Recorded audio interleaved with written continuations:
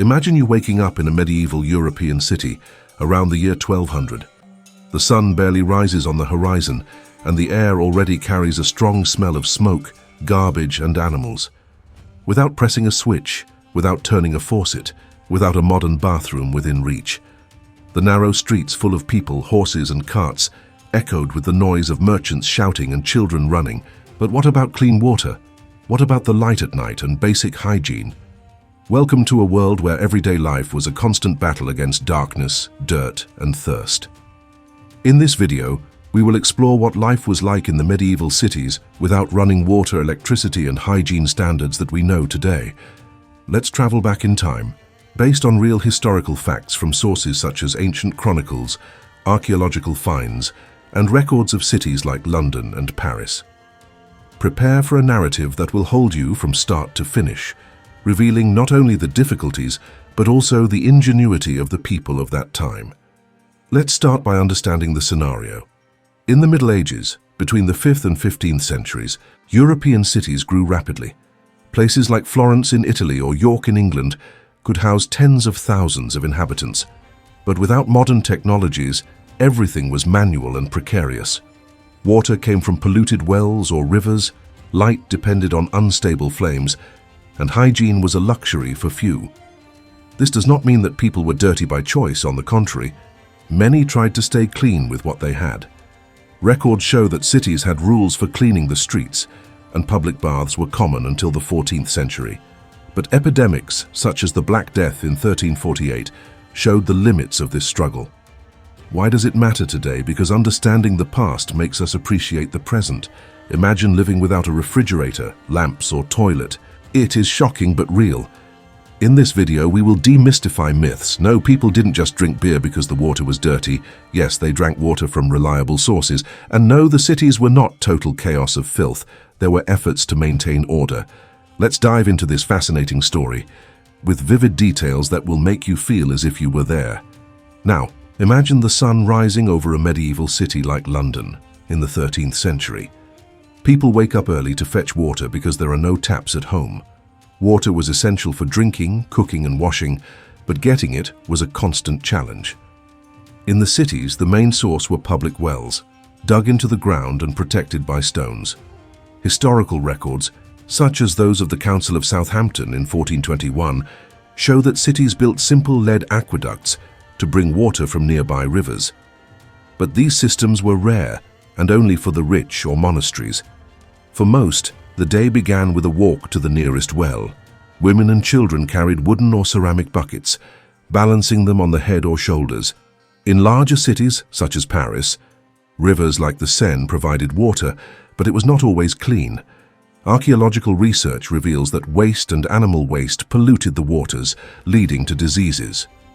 Still, people knew how to filter, boil water, or use cloths to remove impurities. Medieval chronicles, such as those of Benedictine monks, tell that monasteries had cisterns to collect rain, ensuring fresh water. But what about the houses? Poor families used barrels to store water, which lasted for days. The wealthiest had private wells in their backyard. Municipal laws punished those who dirty the wells, fines for washing animals or throwing garbage. In 1300, London had rules to keep the canals clean. Without modern bombs, everything depended on gravity or buckets pulled by ropes. This made water a precious commodity. In droughts, prices rose and fights took place in the wells. The lack of water affected everything. Cooking soups and breads required fresh water, and washing clothes was done in community rivers. Women gathered in these natural laundries, exchanging gossip while rubbing. But the risk was high. Floods carried contamination, and in 1347, before the plague, polluted waters helped spread diseases. Despite this, people adapted. In Italian cities like Venice, canals served as fountains with boats delivering water. This ingenuity shows that even without technology, life went on. In the end, the search for water shaped the pace of cities. It was a daily job that united communities but also exposed weaknesses. In the next block, we explored how darkness dominated medieval nights without electric light. Keep watching to see how candles and torches lit up or not this dark world. Think of a night falling on a medieval city like York in the 14th century. Without street lamps, pitch takes over. People depended on flames to fight the darkness, and this turned nightlife into something dangerous and limited. Historical sources, such as descriptions of castles and diaries of travelers, reveal that fire was the basis of everything. Central fireplaces heated and illuminated humble homes. For lighting, the options were simple. Sebum candles, made of animal fat, were common in poor homes. They smelled and smoked, but gave a weak light for hours.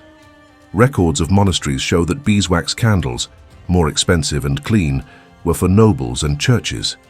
An average candle lasted only a few hours, so saving was essential. Torches made of wood with cloth soaked in resin illuminated streets and castles, but only for special occasions, were expensive and risky. Can cause fires. In homes, oil lamps were popular. They used fish or vegetable oil in ceramic containers with cotton cloths. Archaeologists have found these objects in excavations, proving their daily use. Cressets, stone blocks with cavities full of fat, served as fixed lamps in halls. In the cities, laws required residents to put out fires at night to avoid fires. The curfew came from there, meaning cover the fire. The nightlife was restricted. Streets were empty after sunset. Only guards with lanterns patrolled. Metal lanterns with candles inside were portable, used by travelers.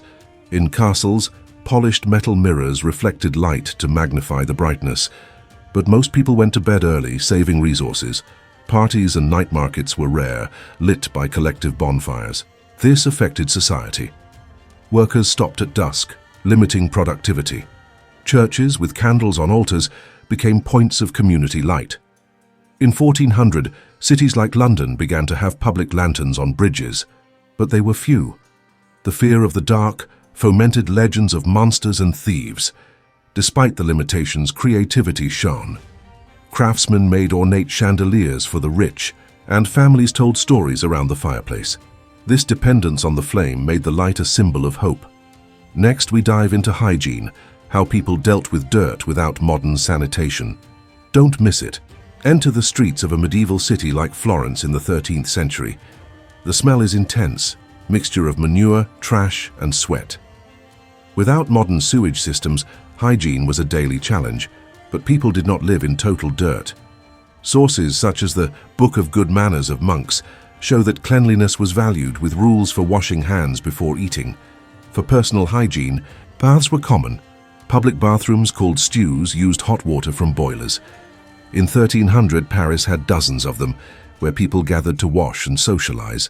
Poor families used wooden bathtubs at home, filled with water heated in the fire. Washing the face and intimate parts daily was a habit, using cloth and soap made of ashes and fat. Sanitation was poor. Houses had skeptical pits in the yard, emptied by workers called gong farmers. In cities, laws fined anyone who threw garbage on the streets. In London, 1388, rules ordered sidewalks cleaned. But many emptied pans through the window, shouting, "Watch out!" to alert pedestrians. Rivers served as sewers, polluting water. Clothes were washed in rivers or fountains with natural soap. Linen was changed frequently to absorb sweat, acting as dry hygiene. Teeth were cleaned with cloths or herbs, and hair combed to remove lice. Monasteries had latrines running water, showing advances. Diseases came from dirt. Without knowledge of germs, epidemics were rampant. But cities reacted after the plague, more rules for garbage. In Venice, channels helped in the flow but still smelled. Hygiene varied by class. Nobles had private bathrooms, poor community. Women managed household cleaning, using herbs to perfume houses. Despite odors, efforts existed, sweeping streets and burning garbage. This fight for cleanliness shaped society, uniting neighbors in common rules. In the next block, we see the impacts on health and daily life. How did this affect life expectancy? Continue to find out. Visualize a family in a medieval house of Paris, 14th century. Without easy, clean water, constant light, or perfect hygiene, health suffered. Life expectancy was low, about 30–40 years, due to diseases related to lack of sanitation. Sources such as reports of the Black Death show that polluted waters spread cholera and dysentery. Without running water, contaminations were common. children drinking from dirty wells caught intestinal infections. Medieval medical records, such as those of Guy de Chauliac, describe epidemics killing thousands. But communities responded. They built public fountains and filtered water. Night darkness limited activities. Workers stopped early, affecting the economy. Accidents with flames were frequent. Fires destroyed wooden neighborhoods. Curfew laws protected but isolated people. Poor hygiene caused pests. Rats in dirty streets brought plague fleas, killing 30–60% of Europe by 1348. Skin diseases and infections were routine. Still, baths and cleanings reduced risks for those who could. In daily life, this created routines. Women managed water and cleaning. Men took care of pits. Church parties with candlelight united communities. Trade adapted. Daytime markets avoided dark nights. Society evolved. After disasters, cities improved. More wells, garbage rules. Monasteries with advanced systems inspired. This showed human resilience. Today we value progress. We have reached the end of this trip through medieval cities, where the absence of running water, electric light and modern hygiene molded every day. We saw community pits, steaming candles and efforts to maintain cleanliness based on facts from sources such as Britannica and archaeological finds. Despite the difficulties, people innovated.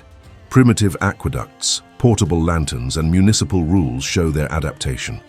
What have we learned? That life was hard, but full of community. Epidemics like the plague highlight dangers, but also resilience. Today, with taps and switches, we forget these challenges, but valuing them makes us grateful. This story inspires us to conserve resources. Clean water, affordable electricity and sanitation save lives. If you like, comment and sign up for more historical content. Thank you for watching from start to finish. Until the next video.